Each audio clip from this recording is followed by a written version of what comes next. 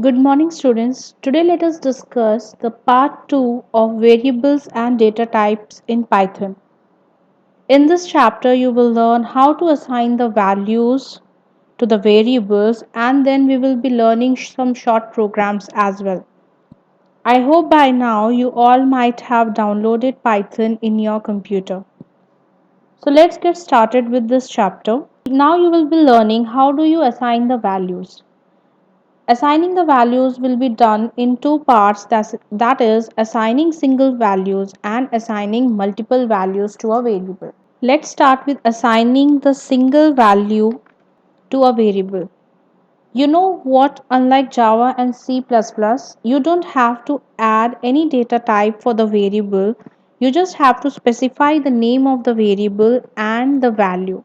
For example, you can look here how you specify the single value to a variable.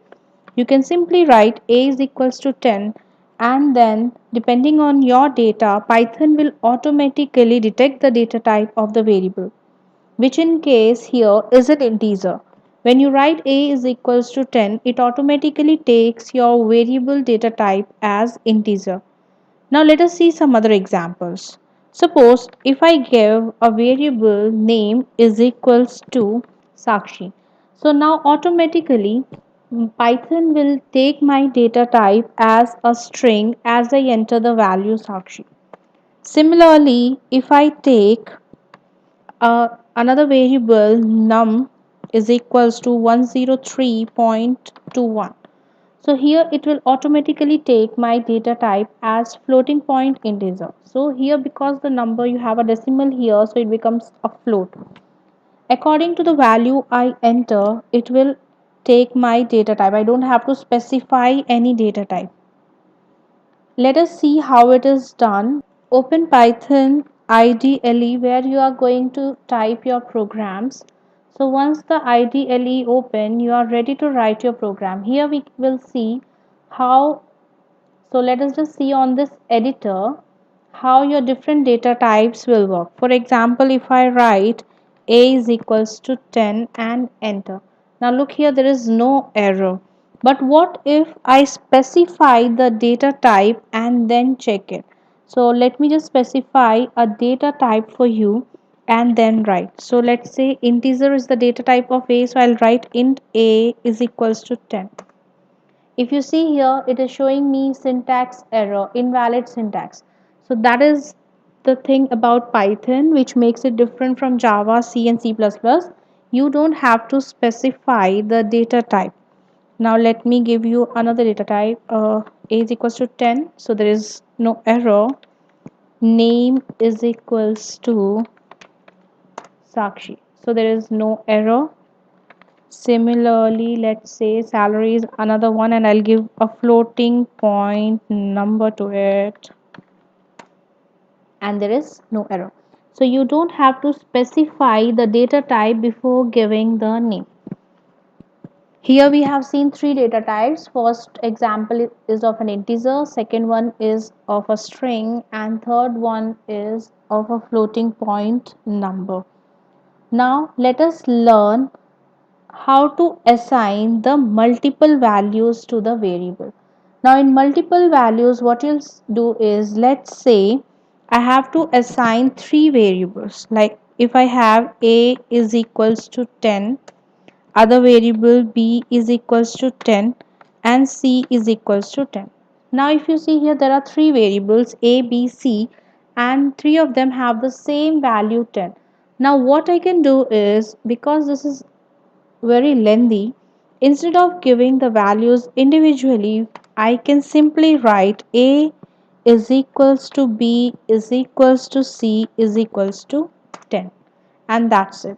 So now my code has shortened and it's much easy to write.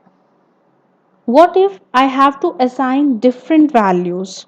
So in different values, let's say x is equals to 10, y is equals to 20, and z is equals to 30. Now this is one way of doing it, and the easiest, simply write x comma y comma z is equals to 10 comma 20 comma 30 and enter. That's it. Now let us see if these values have been actually assigned or not. So to check the values or to print the values, you will use the print statement. Now write the print statement, put the open parenthesis and mention the variable whose value you want to display. Let's say I want to display the value of b and I want to display the value of y.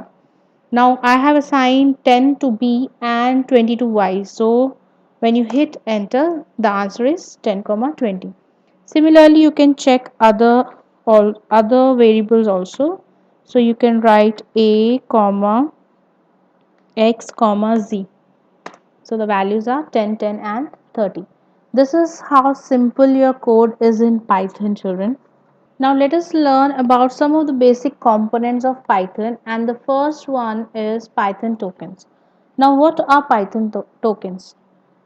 Python token is the smallest meaningful component, or it is the very basic component of the source code. We know that when we enter the information into the computer, the program which we enter is the source code. And now here in the source code, the very basic component that you enter, that's a Python token. So the characters that are characterized in four different classes based on these tokens, how the tokens function. According to that, we will be categorizing them into four different categories. Now let us see what are those four different categories. The first category you have is keywords. The second one we have here is identifiers. And the third one which we have here are literals. And the last one which we have are operators. These are the different categories we'll be talking about. So let us come to the first one, that is keyword. Now what are these keywords? Let us talk about keywords first. Python keywords are special reserved words that are designed to perform the specific tasks. You cannot use a keyword as a variable name or identifier name. Like for example, some of the keywords are for, true, if, false, none. So these are some of the keywords, and you cannot name your variables or your identifiers with these keywords.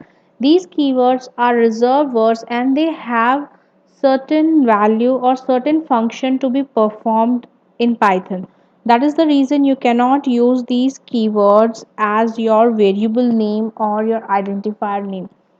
The next ones are identifiers. Now, what are these identifiers? Identifiers are the name of the function or class or variable which you are using. For example, whenever you want to enter any information, let's say you are calculating the area of a rectangle. Now, in area of a rectangle, there are two variables, length and breadth. So, length and breadth are your variables, or they may be considered as the identifiers. So for these identifiers, you're not supposed to give the keywords as their name. Before naming the identifiers, there are certain rules to be followed. The first rule I have already told you, that is, do not use the keywords as the identifier name. The second one is, do not start your name do not start the name of the variable or identifier with a number. You may start the name with a character or underscore, but not a number. Then the third one is, no other special character can be used except underscore. So underscore is the only special character you can use to name the identifier. And the last one is, Python is a case sensitive language. So if you write the name as length, like len, so that is not equal to this. They both are completely different. That is what a case sensitive language is. So Python is a case sensitive language. You have to be very careful while naming your variables. The next ones are the literals. Now, what are these literals? Literals sound something new to us, because when we have studied QBasic, we have seen what are keywords, we have seen what are variables, identifiers. but not literals. Now let us see what are literals and how do we use them. So literals are nothing but they are the constants used in Python. Whenever you enter any information, the data which you are giving to that variable or constant is nothing but literal. So there are four different type of literals we'll be talking about here. First is string, then second one is numeric literals, third one boolean literals, and the last one are the special literals. Now let us learn about them one by one. What are the string literals? String literals are formed by writing a text in quotes. So you may use single quotes, or you may use the double quotes, or you may use the triple quotes. Whatever text you are going to write in between these quotes, that will be treated as a string literal. Then coming to the numeric literal. What are the numeric literals? In numeric literal, you will have four different values. First is int, that is for the integers. So numbers which are positive and negative, they come under integer. The next one is long. When you have very long numbers or some numbers ending with the letter capital L, they will be considered as long. For example, you can take a very big number like this ending with L. So this is a long kind of literal. The next one is float. Float, I have already told you before, the numbers with decimals in it. For example, 103.21. So this is a floating number, floating literal. And then next one you have is complex literal. Complex literal are combination of real numbers and imaginary numbers. Now the concept of real numbers and imaginary numbers you will be learning later on in mathematics, but I'll give you an example for this complex number. So you can write or you can take an example of a complex number like this 3.143j. So this is a complex number. Now we have four different categories in numeric. Now let us come to Boolean. In Boolean you will have only two values, that is true or false. Whenever you have the output in two form, either true or false, will be using the Boolean literal. And the last one is special literal. So in special literal you have only one, that is none. None is to specify the field that is not created. Sometimes we have some empty or the null values, null fields to be considered, and in that case, you will specify these nulls with none. In programming languages like C, C++, and Java, we will use null keyword to specify this, and in Python, we'll use none to specify this. These are the four different literals we have here in Python. Now next one are operators. We have studied different operators in basic programming language, and similarly you have some operators in Python. Now these operators in Python are, first is arithmetic operator, then you have assignment operators, after that you have comparison operators, after the comparison operator you have the logical operator. So these four operators, they are very similar to the ones which we have learned in basic programming language. The other ones, they might be new to you. First is bitwise operator, then identity operator, and the last one is membership operator. Now all these operators we will be studying in depth later on. For now you need to only know the name of these operators. So these are the operators we have in Python programming language. Now comes the important topic, that is data types in Python. Now let us talk about the data types in Python. There are two main categories of data types in Python. First is immutable data types and the second one is mutable data types. Now what are these mutable and immutable data types? Immutable data types are the ones whose values cannot be changed or modified. That means once you give the values to this, they will not be changed or modified. So values are not changed or modified. Then you have the mutable ones. So obviously mutable ones will be the values which can be changed and modified. So what are the different types of mutable data types and what are the different types of immutable data types? Let us see them one by one. First, let us come to the immutable data types. In immutable data types, you have numbers, strings, and tuples. Then in the mutable data types, we have list, dictionaries, and sets. So three in immutable and three immutable. Now let us discuss them one by one. First we will discuss about the immutable data types and then we will discuss about the mutable data types. Now let us come to the immutable data types. In immutable data types, let us study about the first one, that are numbers. Now in numbers, children, we have already discussed. In numbers, you will have four different categories which we have already discussed earlier. Let us see the examples of these categories and how you will identify them. So to see the example, again open your IDLE. Now what I'll do is A is equals to 10, then name is equals to Sam, salary is equals to 10234.12. So let's say these are the three variables which I have entered and then I have entered different data types here in them. So A, name, salary, they are the three different variables which I have entered. Now if I want to see which type of data I have entered to these variables, you can use a function called type. So how do you use this function? Let us see. So write print, open the parenthesis and write type, and in brackets you will write the name of the variable whose type you want to know. So I want to know the type of A and then you click enter.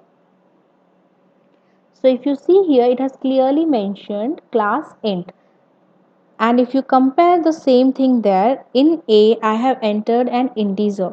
So automatically Python is telling me what data type I have entered in A. Now let us check the data type I entered in name. So again print parenthesis open, then you'll write type and in bracket name. So now this has to return me what type of data I have entered in name. So in name I have entered a string. Now let us see what's the output. str. So str represents string.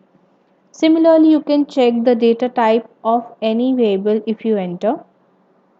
Now let us move to the next data type, that is string. In the string data type, I have already told you anything which is entered in the single quotes or double quotes or triple quotes is considered as a string. Now let us see the string data type. Here I have entered a string already, Sam. Now I'll enter a string and let us see the different functions related to string. So I'll enter str1 is equals to hello world. Now if you see here, this is my string and I will apply different functions on this string. Let's say I want to see what is the starting letter of the string. To see the starting letter of the string, the function used here will be str1, that is name of the string, and then you put the square brackets, and inside the square brackets you need to write the position. So 0 represents the first letter of the string. When I click enter, see, it returns H. So H is on position 1. Similarly, let us check the position of some other letter. So str1, and then in the square brackets I enter 4. Let us see what is on the fourth position of the string. Just hit enter, and on the fourth position you have O. Like that you can check the position of different letters in the string. Let us learn some more functions of the string. Now let us see how to print certain words from the entire string. For example, let me consider the same example. If I have str1 is equals to hello world, let's say I want to print only hello from hello world. How do I do that? So I'll use again print parenthesis open, and in this I have to mention the string name, and in the square brackets I will mention the range from where to where I want to print. So I want to print from 0 to 5 and enter. Now if you see from entire hello world, it's printing only hello. Now let us learn about the next set of immutable data type, that is tuples. Tuples are nothing but they are group of values which are enclosed within the parentheses. These are the parentheses. These brackets are called parentheses, and tuples are nothing but the group of values which are enclosed within this. So I can have a group of value like this: A, B, C. Now this becomes my tuple. Let us see the examples of tuple, how the tuples are, and we'll apply some exam functions on tuple and we'll see. First you need to give the name of the tuple. So I'll give the name as my tuple 1 is equals to, and now I'll create the tuple A, B, C and D.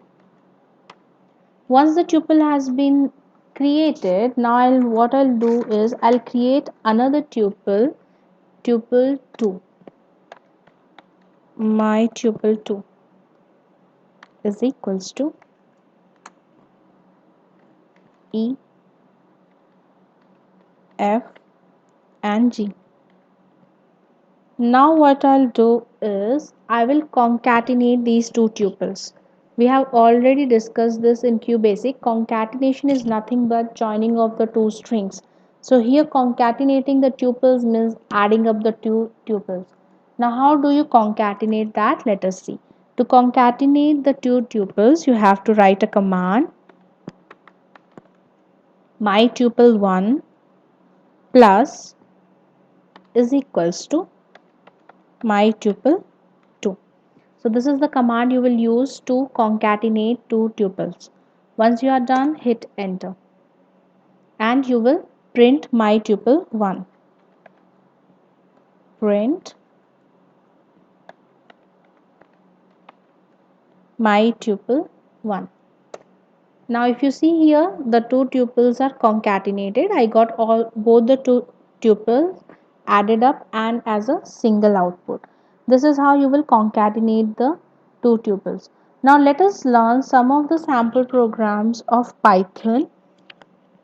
First program is to take the value from the user. How you are going to take the value from the user?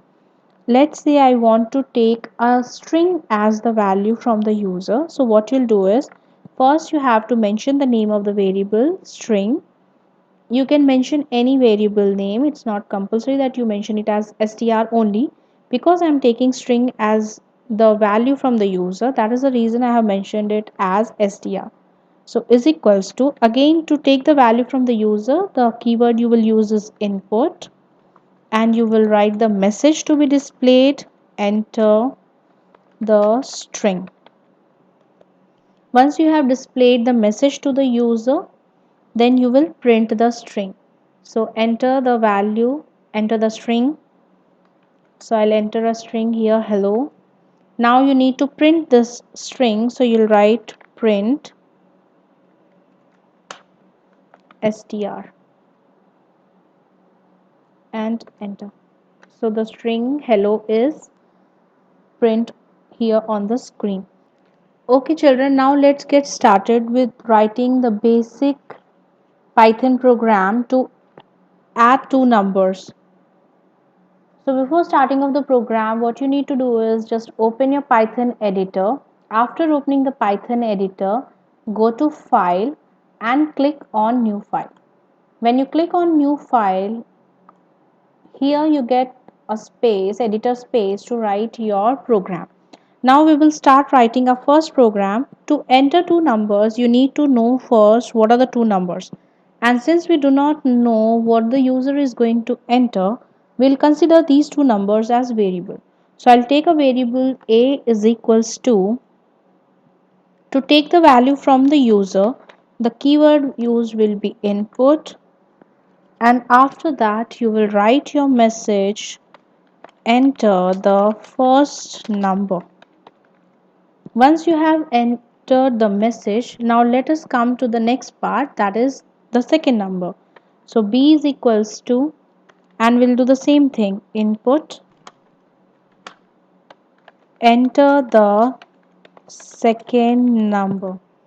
Once you have written this, then you'll consider another variable c, and c is equals to a plus b. Once you have done that, you will print the value of C and you get the answer. So the sum of the two numbers is, and the value for the sum is C. Once you're done, your program is done. Now just save it. To save, just go to File, click on Save As. It's better you just make a folder of your work and save your documents there. So I'll click here on the desktop and create a new folder with the name class 6, and I'll be saving all my files in this folder. This is my first file, so I'll name it as demo dot, and you need to mention the extension, that is py, demo.py. Now mentioning the extension is must, so soon after your file name mention the extension .py and save it. Now you are good to go. Now when you check the output, you have to go to run and click on run module. So when you click on run module, it says enter the first number. I'll enter the first number as 21, the second number as 20. Now my answer should be 41, but then let us see, am I getting 41 or not? Okay, there is something with the print command here. So this should be a small p, and now just control S and run.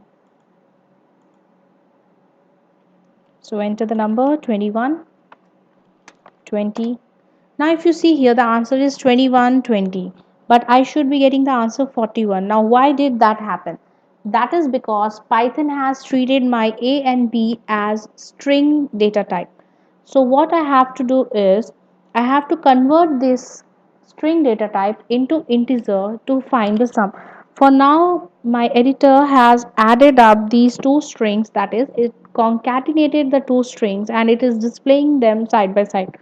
So to convert that, what I'll do is, before this input statement, I have to enter a data type int and close the bracket at the last. Similarly, before input, write down int, open brackets and then close them at the end. Now when you check the output, you'll get answer as 41. So control S, and now you'll go to run and run the file. Now enter the first number, second number, and you see the answer is 41. This is how you will do the first program. After this, there are few other programs which I'll be giving you in the notes, and you have to practice them on your own. This is about your chapter, the variables and data types in Python.